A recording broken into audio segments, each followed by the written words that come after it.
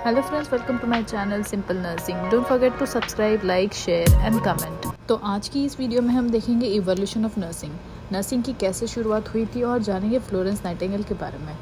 तो वीडियो शुरू करने से पहले मैं आप सबको रिक्वेस्ट करती हूँ कि जो भी इस वीडियो को देख रहे हैं और अगर आप मेरे चैनल पे नए हो तो लाइक, शेयर, कमेंट और सब्सक्राइब करना मत भूलना और बेल आइकन को क्लिक करना ताकि जब भी मैं नए वीडियोस अपलोड करूँ तो आपको एक नोटिफिकेशन मिल जाएगी।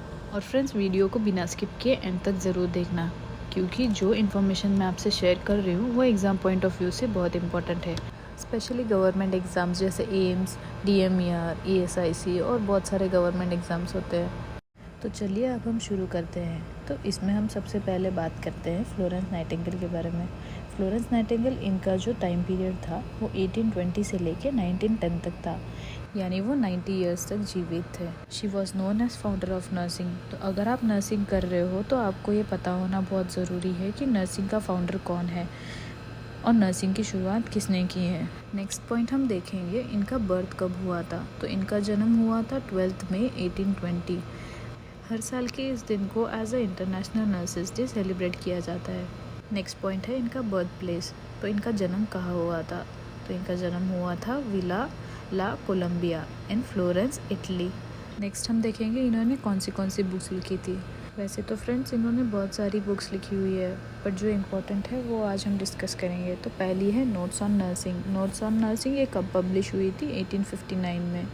ये पहले भी एक एग्ज़ाम में पूछा गया था। तो इसे ये भी कहते हैं what it is and what it is not. तो इसमें बेसिकली क्या डिस्क्राइब करते हैं कि it describes the principle of nursing care and the importance of hygiene and sanitation in preventing disease.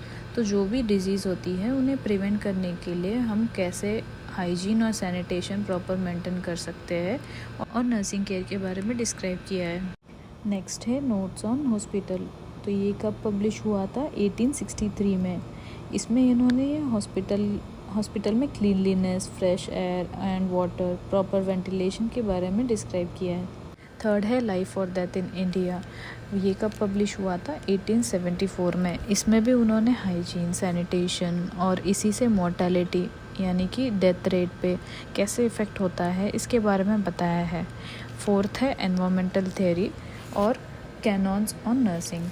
इसमें उन्होंने ventilation, fresh air, comfortable environment से stress और एंजाइटी कैसे कम होती है और बैलेंस और न्यूट्रिशनल डाइट से हेल्थ पे कैसे इफ़ेक्ट होता है इसके बारे में डिस्क्राइब किया है। नेक्स्ट पॉइंट फ्रेंड्स, जो बहुत इम्पॉर्टेंट है, जो हिस्ट्री है जहाँ फ्लोरेंस नाइटिंगेल बहुत फेमस हुए थे, उन्हें एक नाम मिला था, तो वो है द क्रिमियन वॉर, जो स्टार्ट हुआ था 1853 और 1856 के बीच में। तो वो क्या हुआ था उसके बारे में हम जानेंगे।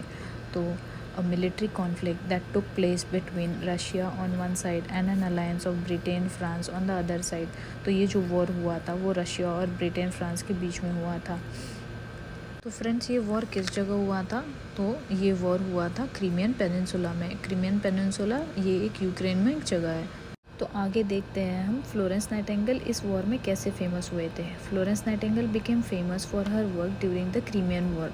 1854 she was sent to the military hospital in Scutari, जो कि इस्तांबुल में है, to lead a group of nurses.